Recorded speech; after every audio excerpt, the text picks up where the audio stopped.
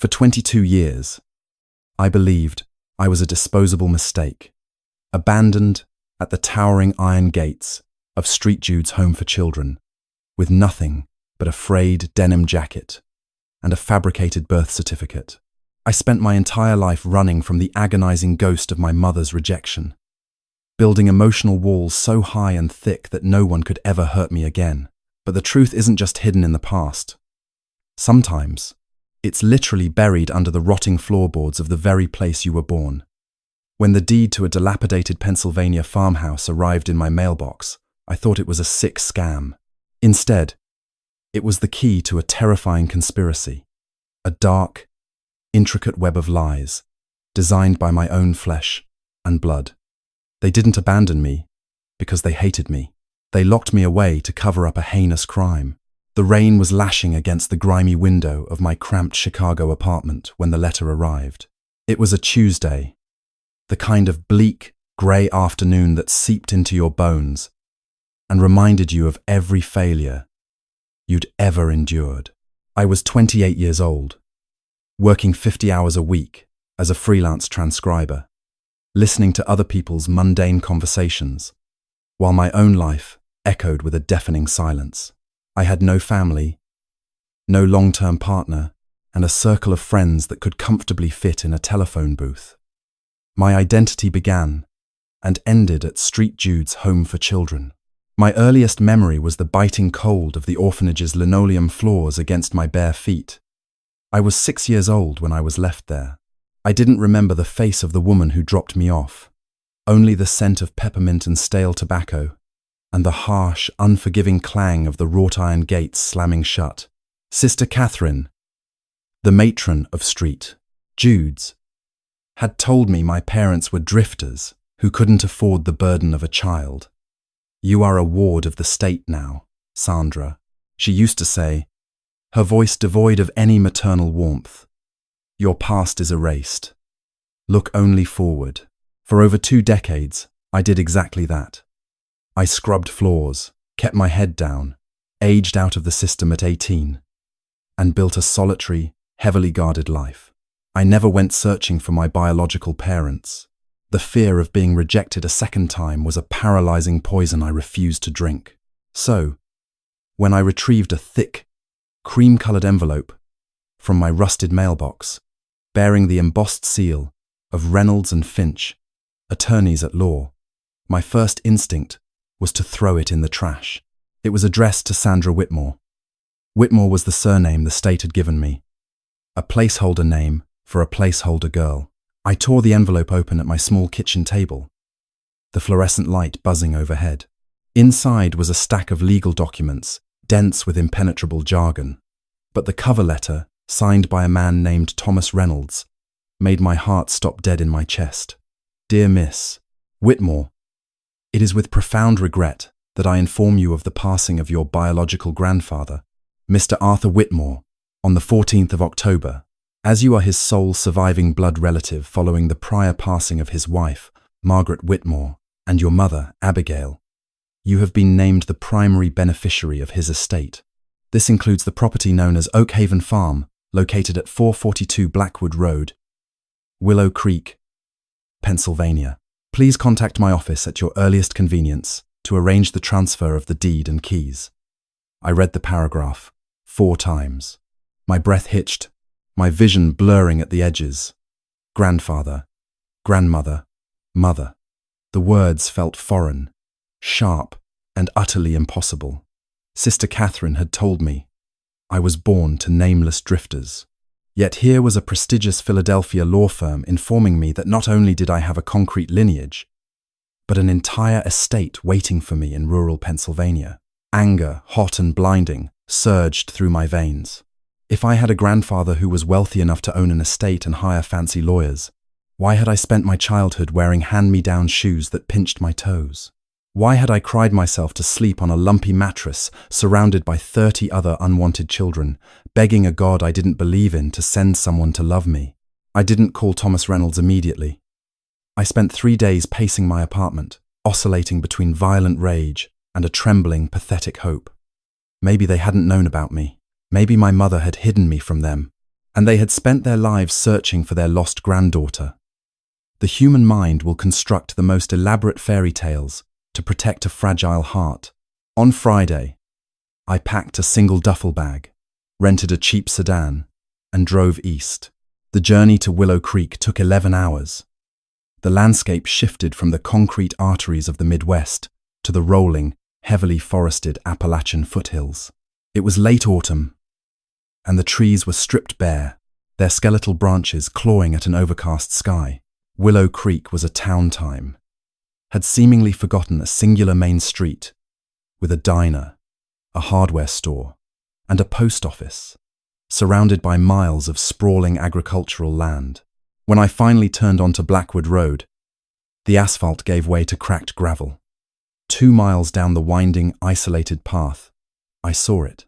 A rusted wrought iron archway stood at the entrance of a long driveway, the word Oak Haven, barely legible, beneath layers of creeping ivy. I parked the car and killed the engine. The silence that descended was absolute, heavy, and suffocating. I stepped out, my boots crunching loudly on the dead leaves. The farmhouse loomed at the end of the driveway. It was a massive, 2-story Victorian structure that had clearly once been magnificent.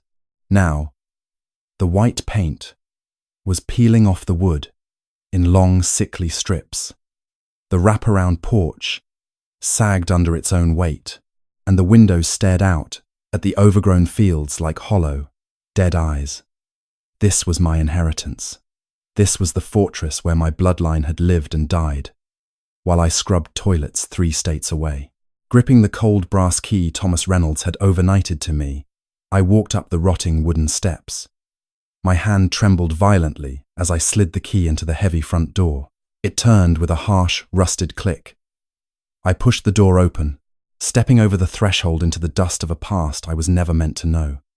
The smell hit me first, a thick, suffocating blend of mildew, dried lavender, and old paper. It was the scent of a tomb, perfectly preserved. I flicked the light switch on the wall, but nothing happened. The electricity had long since been shut off. The only illumination came from the grey daylight bleeding through the grimy window panes, casting long, distorted shadows across the foyer. I moved slowly, every floorboard groaning in protest beneath my weight. The house was fully furnished. It didn't look like an abandoned property. It looked as though Arthur and Margaret Whitmore had simply vanished in the middle of a Sunday afternoon. In the living room, a floral sofa sat facing an empty fireplace. A grandfather clock in the corner was frozen permanently at 3:14. Dust motes danced lazily in the shafts of dim light, disturbed for the first time in years. As I walked deeper into the house, a strange, creeping sensation began to crawl up the back of my neck. It wasn't just the natural eeriness of an empty house. It was a sense of profound, unsettling familiarity. I traced my fingers over a heavy mahogany dining table, my mind flashing violently to a sudden, unbidden image. A glass of spilled milk pooling on dark wood. A sharp, stinging slap across the back of my hand. A woman's voice, shrill and panicked, yelling, "Clean it up before he sees." I snatched my hand back, gasping for air. My heart hammered against my ribs like a trapped bird. Where had that come from? I had never been here. I was dropped at the orphanage when I was 6. I was a city kid, but the memory felt so vivid, so visceral, that my hand actually stung. Determined to shake off the phantom sensation, I headed toward a wooden staircase leading to the 2nd floor. The banister was thick with dust.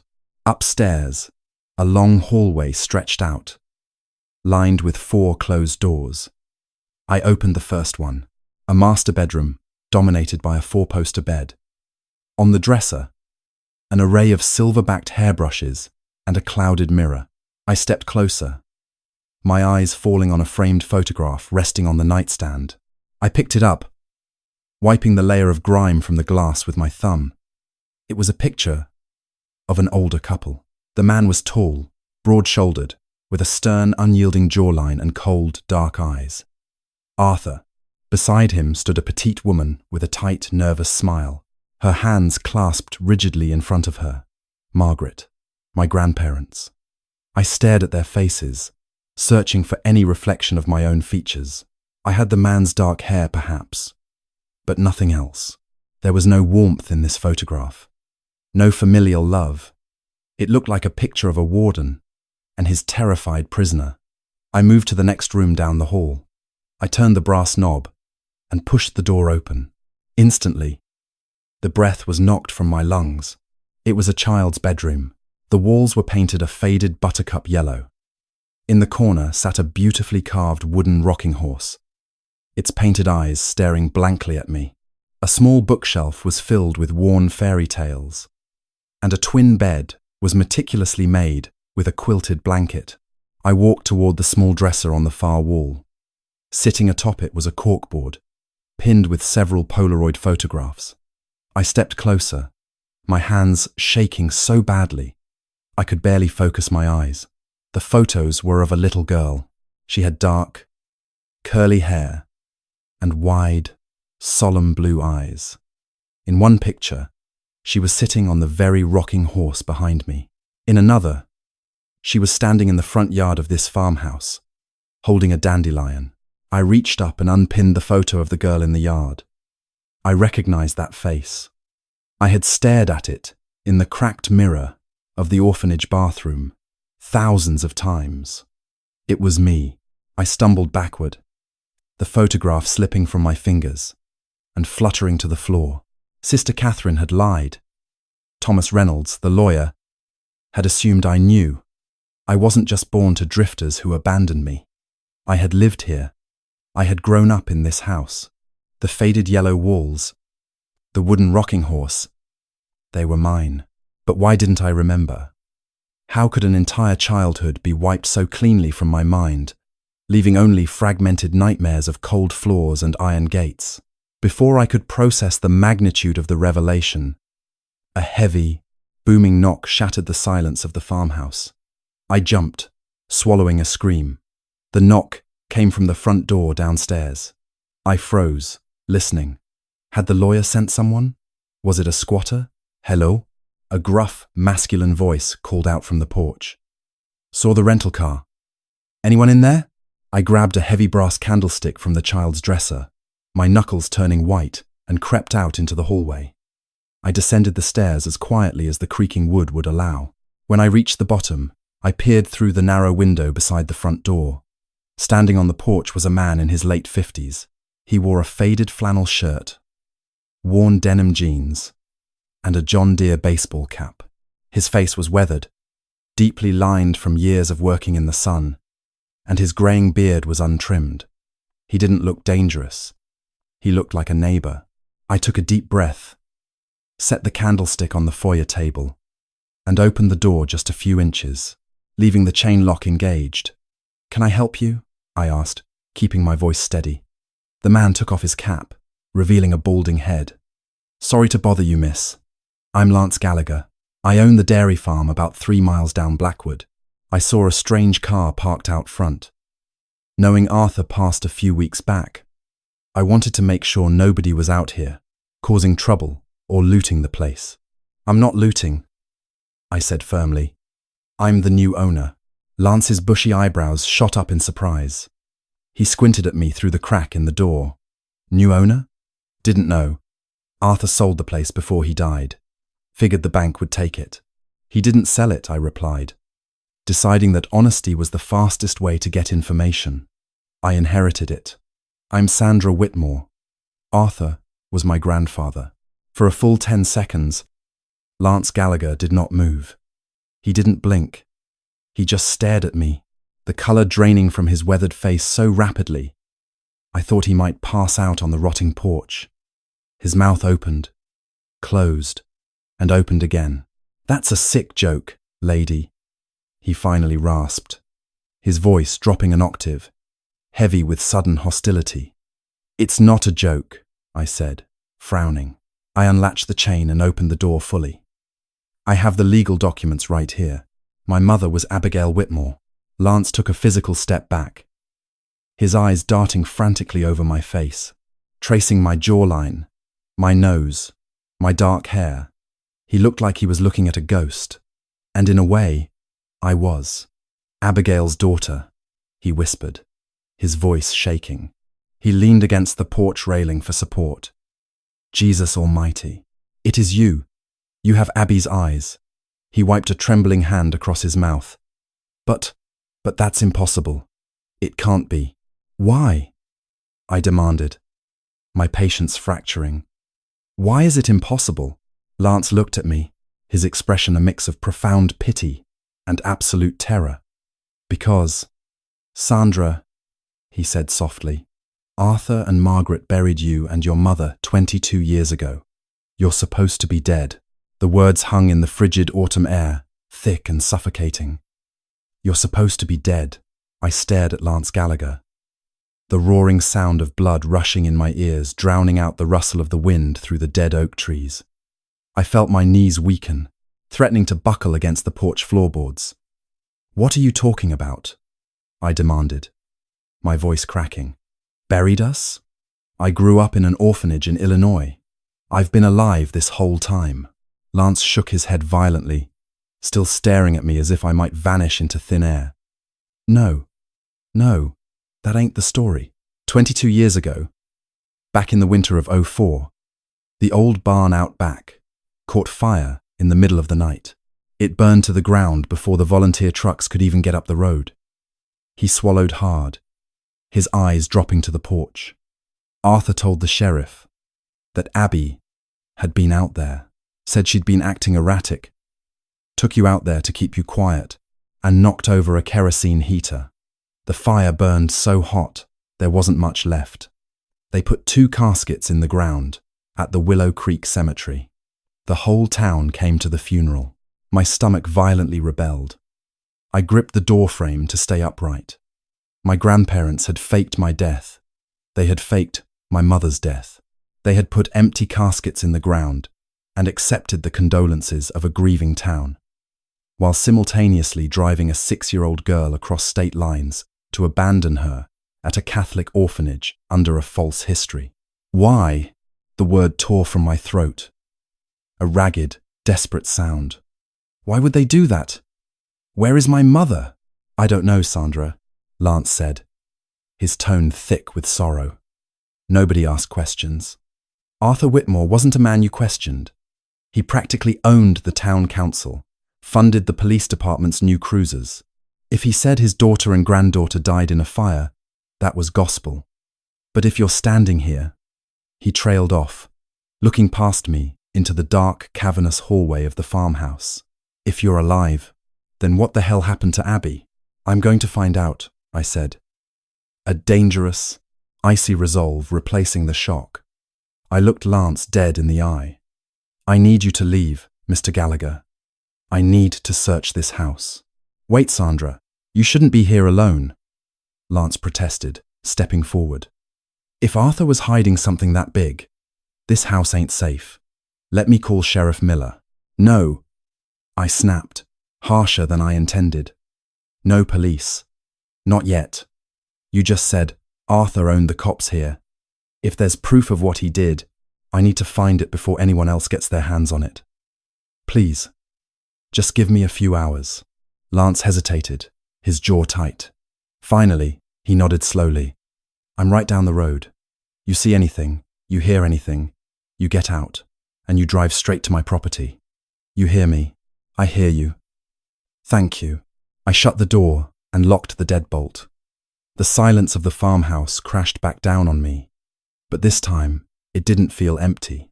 It felt pregnant with secrets. It felt malevolent. I began my search with a manic intensity. I tore through the living room, pulling books from shelves, checking behind heavy framed paintings for wall safes. I ripped through Arthur's study, emptying the mahogany desk of its contents.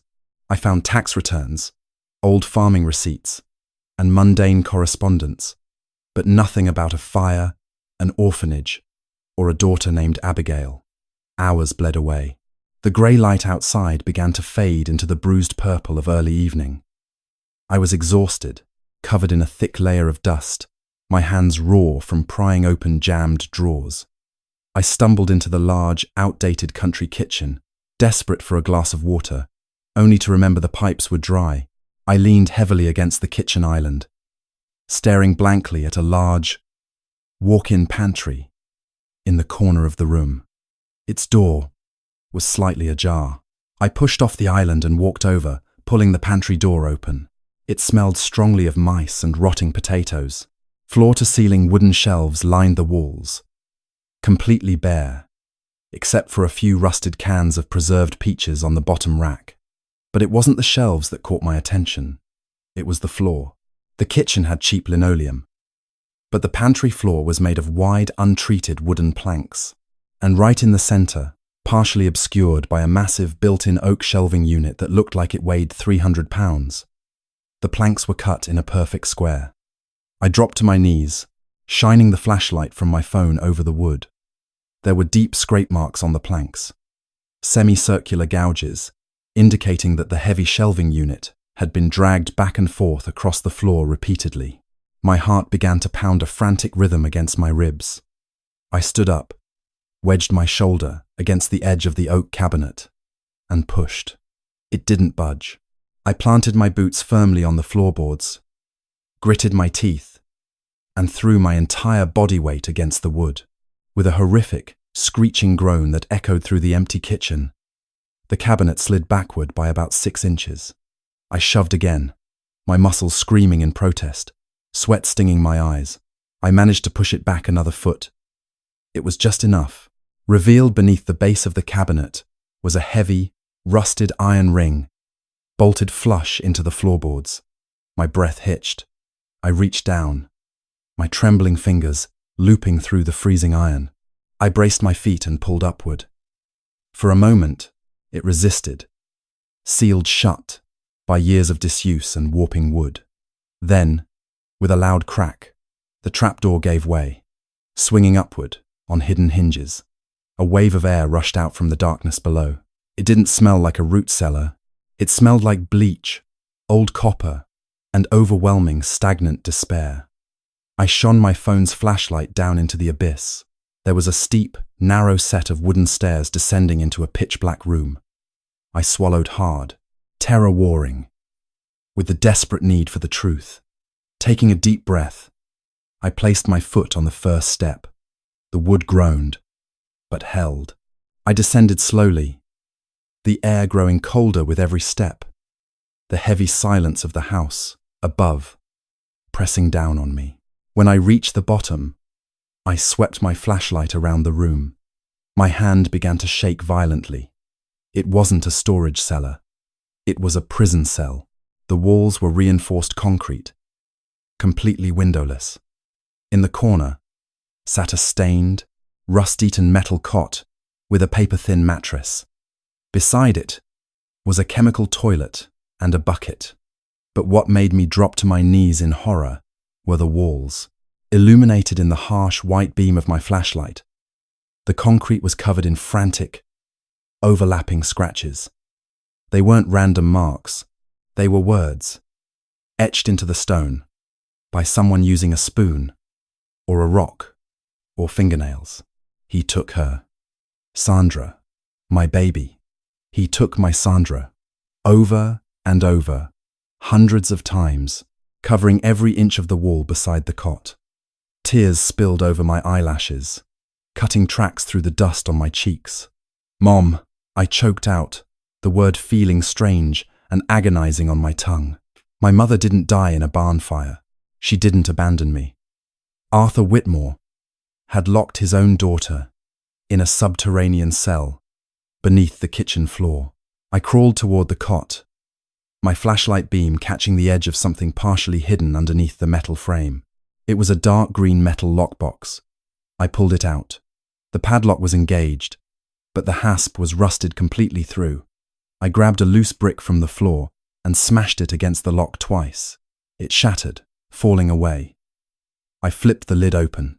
Inside, resting on top of a folded, heavily blood-stained wool sweater, was a small, leather-bound journal and a pristine white envelope. I picked up the envelope first. The return address in the corner read, Arthur Whitmore, Oakhaven Farm. It was addressed to Father Thomas Callahan, Director of Placements, Street Jude's Home for Children, Chicago, IL. My hands shook so badly, I almost dropped it. I pulled the letter out. It was a carbon copy of a typed memo. Father Callahan. Enclosed is the second installment of the $50,000 donation we discussed. The child, Sandra, is never to know her surname, her origin, or her mother. She is to be kept within the system until she is 18. Should anyone inquire about a missing child matching her description, you will use the enclosed fabricated documentation. If she ever attempts to return to Pennsylvania, the funds will cease, and the authorities will be notified of your tax indiscretions. Do not fail me. AJ. A sob tore from my throat, raw and brutal. Sister Catherine hadn't just been cruel. The entire orphanage had been bought and paid for. I was a prisoner, just like my mother, only my cell had a playground and an iron gate. I put the letter down and picked up the leather-bound diary. The pages were warped with dampness, the ink smeared in places by what could only be tears. I opened it to the very last entry. The handwriting was frantic, jagged, and terrified. November 12th, 2004. He knows. God help me. My father found out what I saw. He knows what he and Margaret did to those drifters in the woods. I told him I was going to the police. I packed Sandra's bags. We were going to run tonight. But he caught me in the kitchen. He hit me. My head is bleeding so much. He dragged me down here. I can hear Sandra crying upstairs. He says, if I ever want her to live, I have to stay down here, forever. He's going to burn the old barn and tell them we died. He's going to take my baby away. If anyone ever finds this, my name is Abigail Whitmore. My father is a monster. He is a murderer, and he is coming back down the stairs. I slammed the diary shut, my chest heaving, oxygen suddenly impossible to pull into my lungs. My grandparents weren't just abusive, they were serial killers, and they had buried my mother alive under their kitchen to keep their secret. Suddenly, a sound pierced the heavy, suffocating silence of the cellar. It wasn't a rat. It wasn't the settling of the old house. It was the distinct, heavy thud of a footstep on the floorboards directly above my head. Someone else was in the house, and they were walking toward the open pantry door. The floorboards directly above my head groaned again, louder this time. The heavy, measured tread moved from the center of the kitchen toward the pantry. Panic, icy, and absolute, paralyzed my lungs. I killed the flashlight on my phone, plunging the subterranean cell into a darkness so complete it felt like a physical weight against my eyes. I scrambled backward, my boots scraping softly against the rough concrete floor until my spine hit the far wall behind the narrow wooden staircase. I pressed myself into the corner, clutching my mother's damp leather diary and the orphanage letter to my chest. "Hello?" A voice called out from the top of the trapdoor. It was not Lance Gallagher's gruff, uncertain tone. This voice was deep, resonant, and dripping with a calm, terrifying authority. A blinding beam of light sliced down through the trapdoor opening, cutting through the swirling dust motes. I squeezed my eyes shut, terrified the glare would reflect off my wet cheeks. "Arthur warned me this day might come," the man muttered, speaking more to himself than to the empty kitchen above. Heavy leather boots appeared on the top step. The wood bowed under his weight.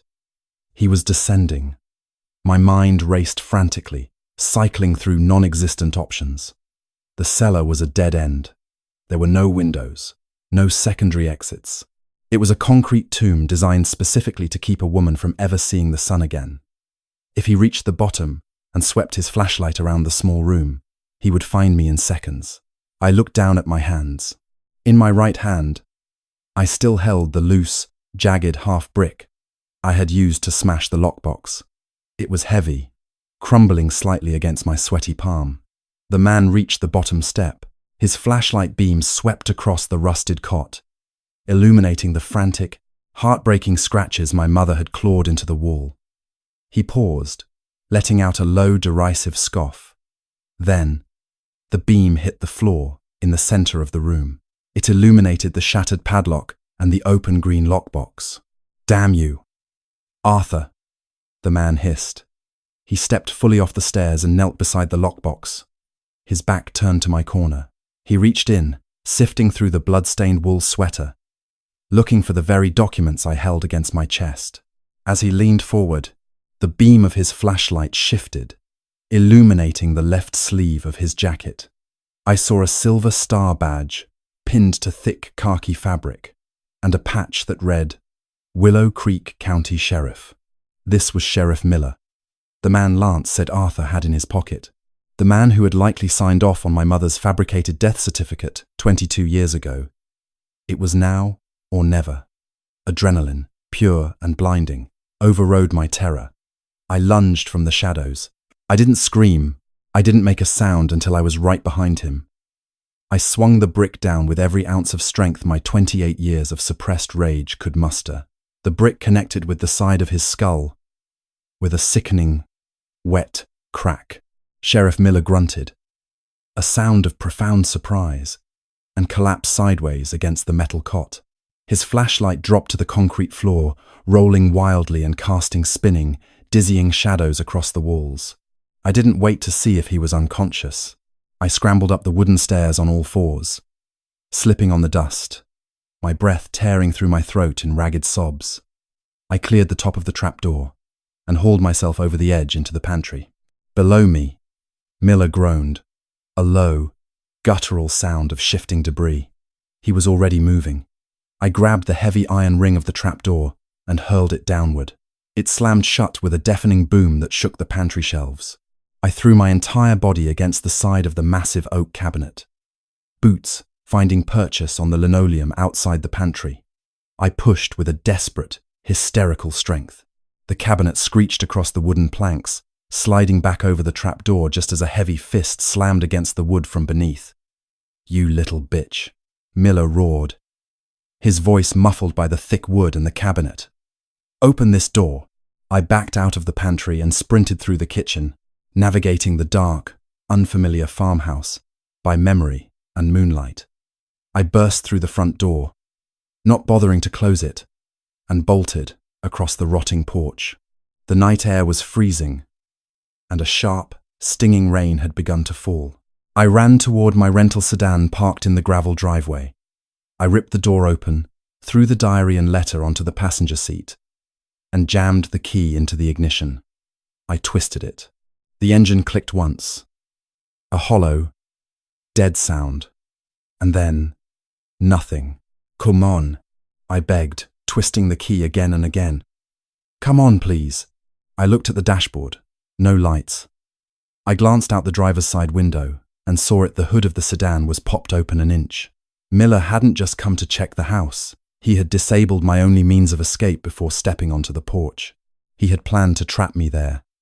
A heavy crash echoed from inside the farmhouse.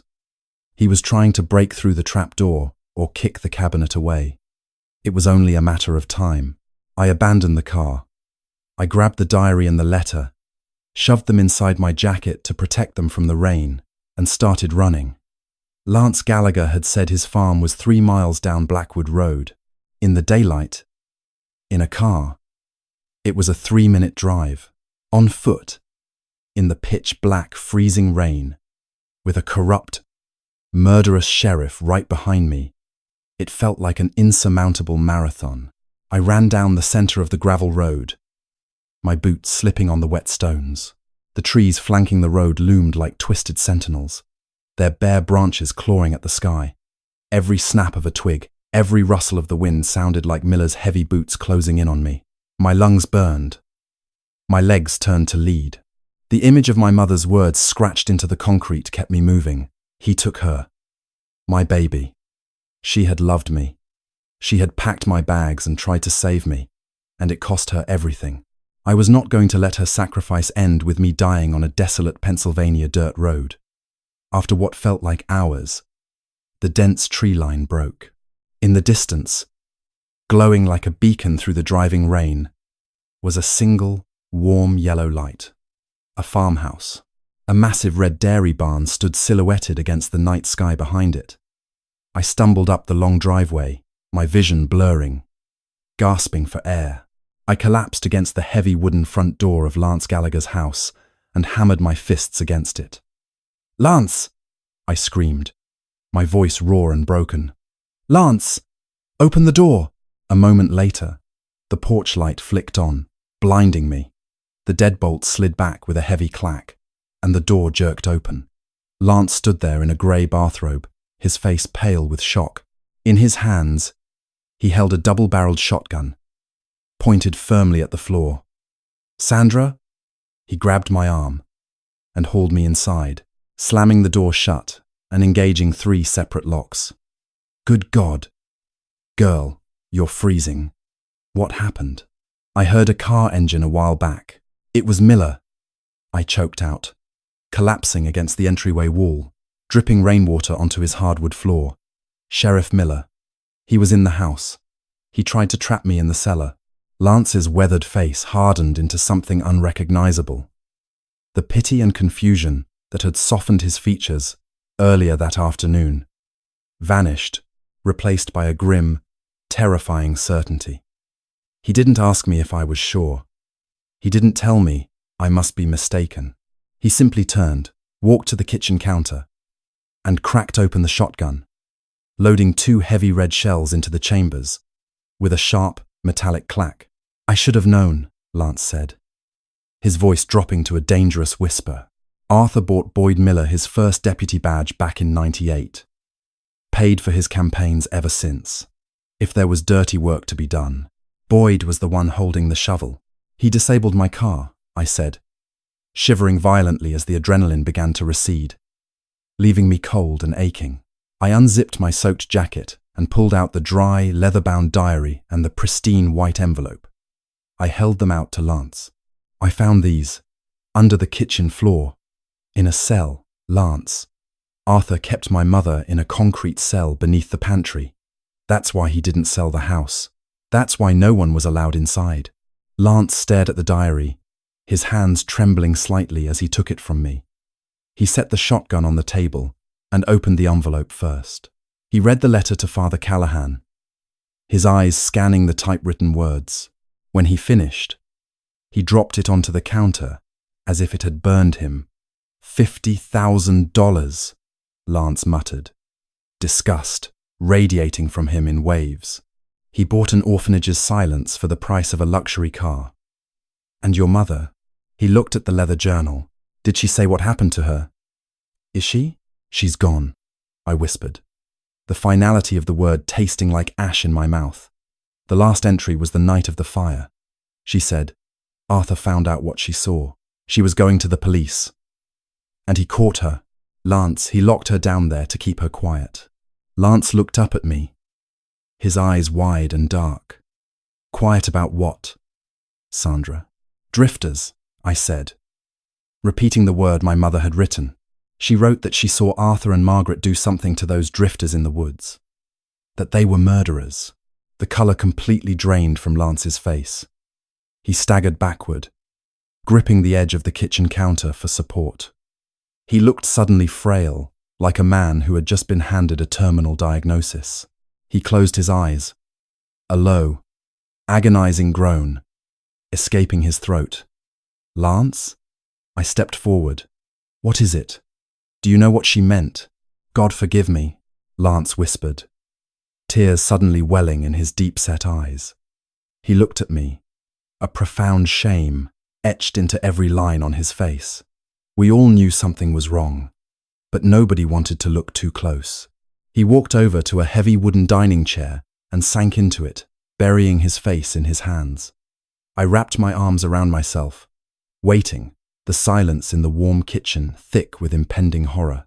Back in the late 90s, right up until the fire in '04, Lance began, his voice shaking. Willow Creek used to get a lot of transient folks coming through. People riding the rails, hitchhikers, looking for under-the-table seasonal work on the farms. Arthur Whitmore was always the first to offer them a job. He'd put them up in the old bunkhouse near the woods on his property. Pay them in cash. Feed them. But they didn't leave, I guessed. the sickening puzzle pieces snapping together in my mind. Lance shook his head slowly. Sometimes they did, but a lot of them, they just vanished. A guy would be working the fields on Tuesday, and by Thursday, Arthur would tell us he'd caught a ride out to Ohio, or moved on to warmer weather. Nobody ever questioned it. They were drifters. They drifted. Lance looked up, tears now spilling openly down his weathered cheeks. My younger brother, Sean. He was a good kid, but he got mixed up in opioids real bad. Burned every bridge in the family. He became a drifter himself, living out of a beat-up van. In the fall of '03, Sean came back to Willow Creek. He didn't come to me. He was too ashamed. He went to Arthur, asking for a loan to get clean. Arthur took him in. Lance's voice cracked. He wiped his face with the back of his hand. 3 days later, I went up to Oakhaven to find Sean. Arthur met me on the porch. He told me Sean had stolen $500 from his desk and run off in the middle of the night. But Arthur gave me this look, Sandra. Cold. Dead. He told me it was a shame Sean was so reckless, and that it would be a terrible tragedy if the same bad luck found my wife and my 2 little girls. I stared at him, horrified. He threatened your family. He owned the town, Sandra. Lance cried out, defensive and broken. He owned the bank that held my mortgage. He owned Sheriff Miller. If I pushed it, I would have lost my farm, and my family would have been in danger. So, I swallowed the lie. I let my brother become a ghost, just like the others. He pointed a shaking finger at the diary on the counter. Abby must have seen it. She lived in that house.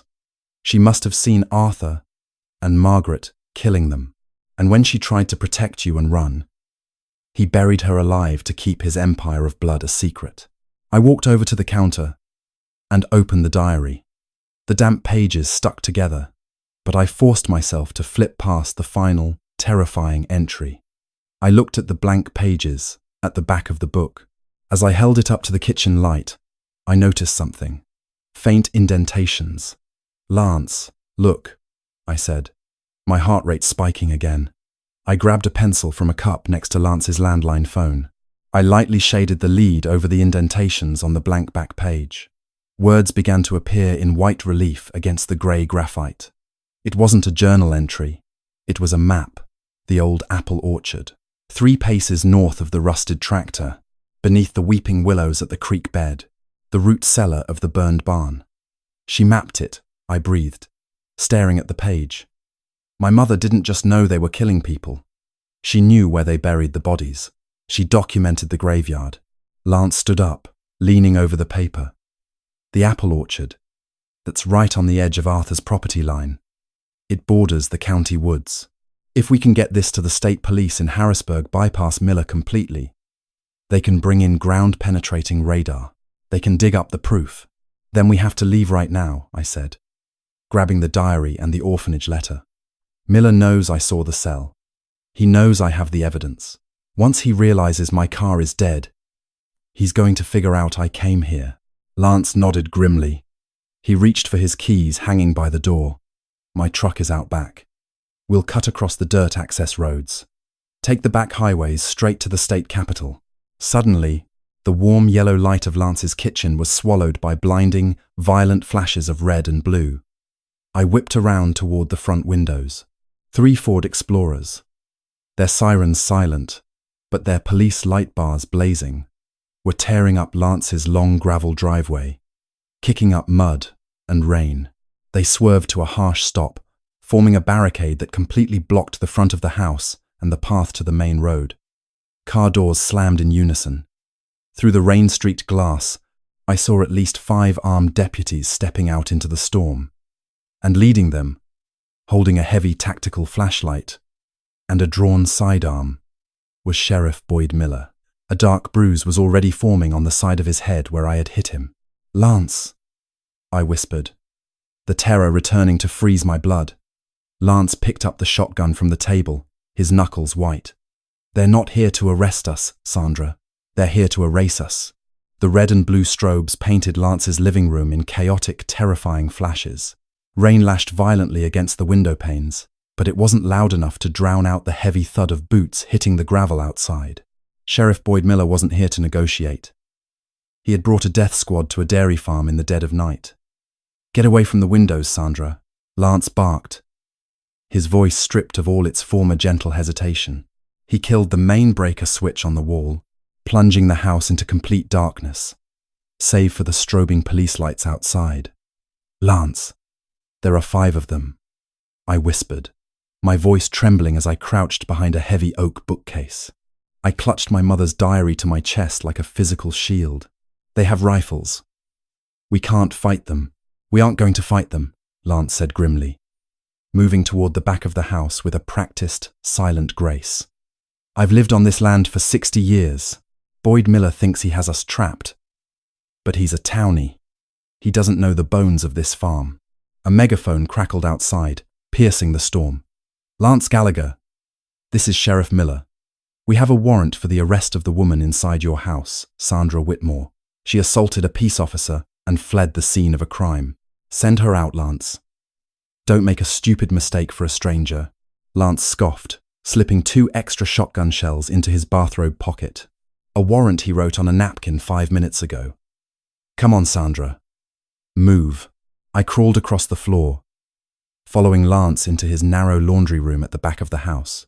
He shoved a heavy washing machine aside with a grunt of exertion, revealing a small, square wooden hatch set into the linoleum. "Old bootlegger tunnel," Lance muttered, prying it open. A rush of cold, earthy air hit my face. My grandfather built it during Prohibition. It runs under the yard and comes up inside the old grain silo behind the main barn. My truck is parked right behind it. "What about you?" I asked, my heart pounding against my ribs as I looked down into the dark, narrow chute. "I'm staying right here," Lance said, his eyes hard and resolute. "I owe your mother a debt, Sandra. I stood by while Arthur turned this town into a graveyard. I let my own brother become a victim because I was a coward. I am not being a coward tonight. Lance, they'll kill you." I grabbed his arm, tears mixing with the dried rain on my face. "No, they won't," he lied smoothly, offering me a sad, tight smile. "I'm going to fire 2 warning shots through the front door to keep them pinned down. The moment you hear the blast, you crawl like hell. Get to the truck. The keys are in the ignition. You take the dirt, access road, through the cornfields, straight to Highway 30. You don't stop for stop signs. You don't stop for red lights. And you do not stop until you walk into the state police barracks in Harrisburg. You give them that diary." A heavy, metallic thud shook the front of the house. They were ramming the front door. "Go." Lance shoved me gently toward the hole. "For Abby." I scrambled down into the dirt tunnel just as Lance racked the shotgun. The space was terrifyingly cramped, smelling of wet soil and rotting roots. I had barely crawled 10 feet in pitch darkness when the deafening roar of Lance's shotgun echoed from the house above, followed instantly by the shattering of glass and a barrage of return fire from the deputies. I screamed, though the sound was swallowed by the earth, and scrambled forward on my hands and knees. The tunnel felt like a coffin closing in on me.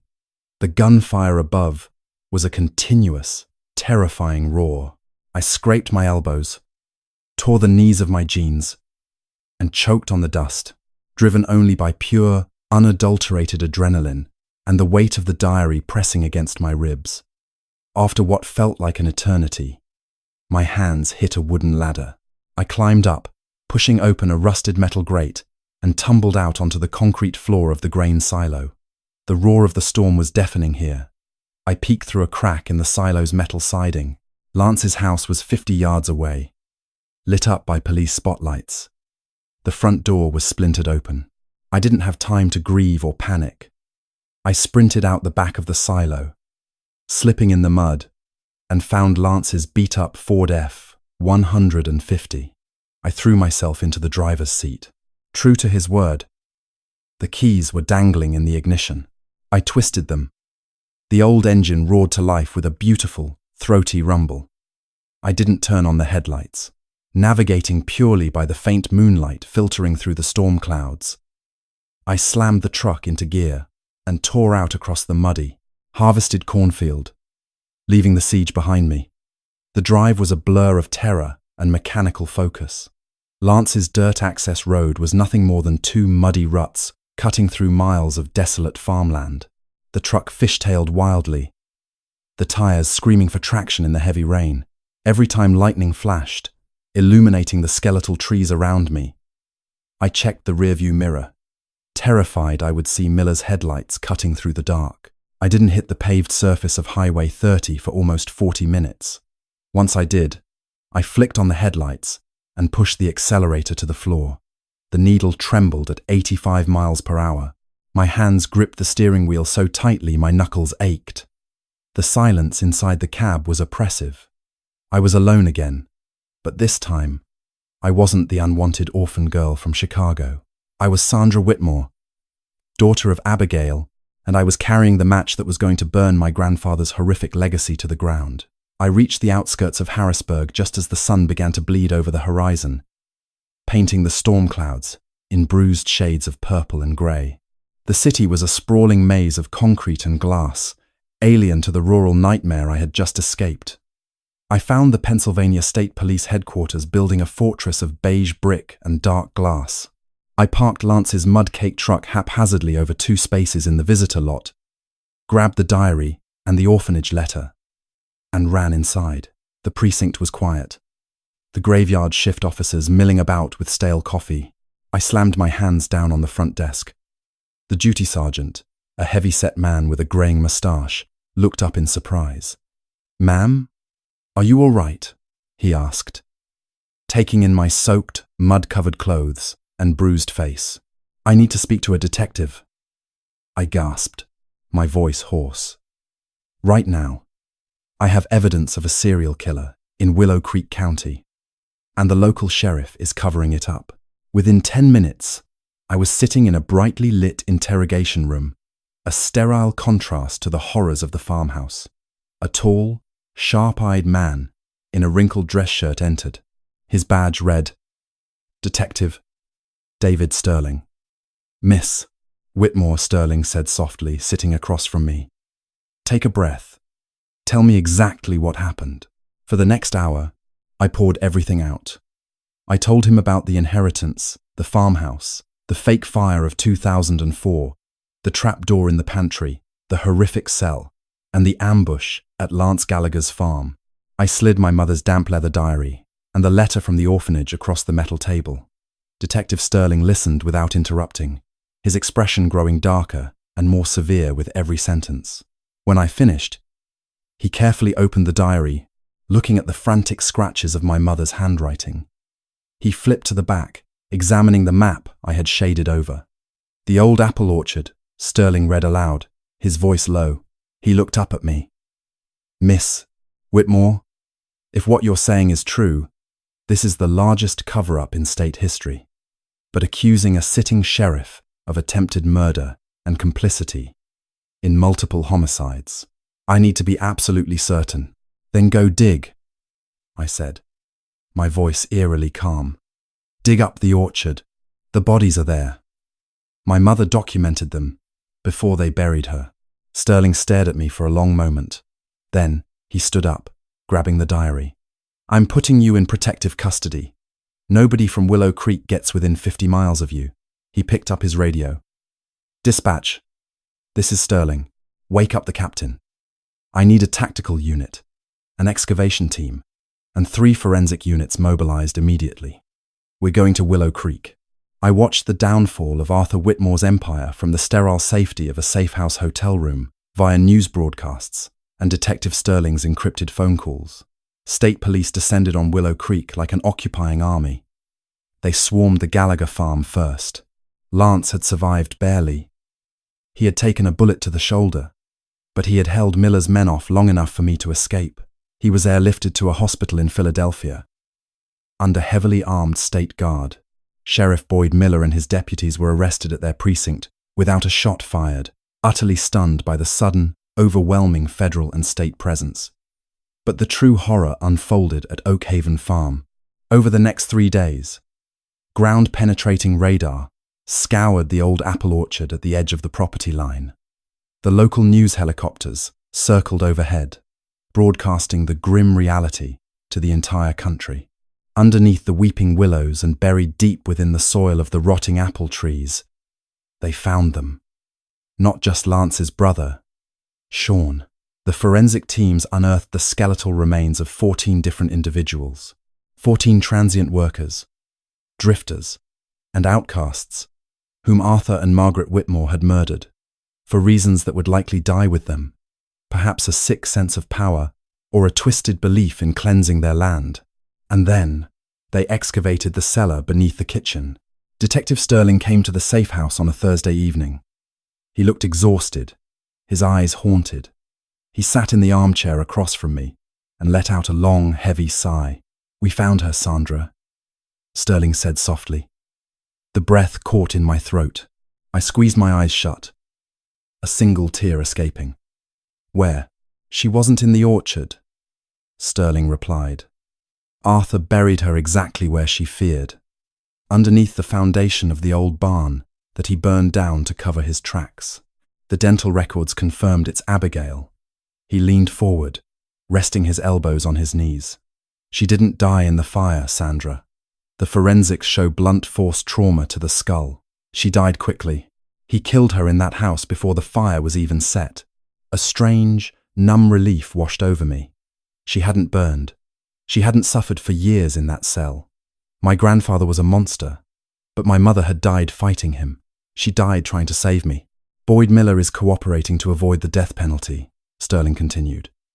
"He confessed to burying the bodies Arthur gave him, and to taking the bribe money from Street Jude's orphanage. Sister Catherine and the orphanage administrators are being indicted for human trafficking and fraud as we speak." Sterling reached into his jacket pocket and pulled out a small tarnished silver locket. He placed it gently on the table between us. "We found this in the lockbox, in the cellar, along with your original birth certificate." I reached out with trembling fingers and picked up the locket. It was cold, heavy silver. I popped the clasp. Inside was a tiny, faded photograph of my mother, smiling, holding a newborn baby with a tuft of dark hair. Me. "Your name is Sandra Abigail Whitmore," Sterling said gently. "You aren't a ghost anymore." 3 months had passed since the storm that shattered the silence of Willow Creek. I stood at the edge of the cracked gravel driveway on Blackwood Road, the collar of my wool coat turned up against a biting, iron-grey December wind. The air tasted sharp, heavy with the metallic promise of coming snow. Oakhaven Farm loomed at the end of the path, but it no longer looked like the imposing, terrifying fortress of my nightmares. Framed by overlapping layers of neon yellow police tape flapping wildly in the wind, the rotting white facade seemed small, hollow, and utterly pathetic. It was no longer a house. It was just a decaying monument to a dead man's cruelty. The estate was legally mine now, but I had no intention of keeping a single cursed acre of it. Just yesterday, I had sat in Detective Sterling's office and signed the final transfer papers, surrendering the entirety of the land to the state. It was going to be cleared, purified of its horrors, and transformed into a permanent memorial park for Sean Gallagher and the 13 other forgotten souls who had lost their lives in the surrounding woods. They were getting their names back, just as I had gotten mine. As for the farmhouse itself, the demolition crews were scheduled to arrive next Tuesday. A dark, angry part of me had wanted to strike a match and personally watch the physical manifestation of my grandparents' evil turn to ash. But knowing it would be methodically torn apart, beam by rotting beam, by the cold steel of excavators, felt like a more fitting, definitive end. It would be erased. I reached up with a gloved hand and touched the tarnished silver locket resting against my collarbone. It felt warm against my skin, a constant, grounding weight. Inside was the tiny, faded photograph of Abigail Whitmore, the woman who had loved me enough to meticulously map a graveyard and face down a monster in the dark. For 22 long, agonizing years, I had built my entire identity around the agonizing belief that I was a disposable mistake, abandoned at a wrought iron gate. I had let the chill of Street Jude's orphanage freeze my heart to survive, but the truth had finally thawed it. I wasn't defined by the fabricated lies of a corrupt orphanage, nor was I tainted by the blood on Arthur Whitmore's hands. I was defined solely by my mother's ultimate act of courage. I took one last look at the sagging porch where Lance had first spoken my true name, then turned my back on Oakhaven Farm forever. As I walked toward my car, the winter wind pushing gently at my back, I realized that for the first time in my life, I was finally going home.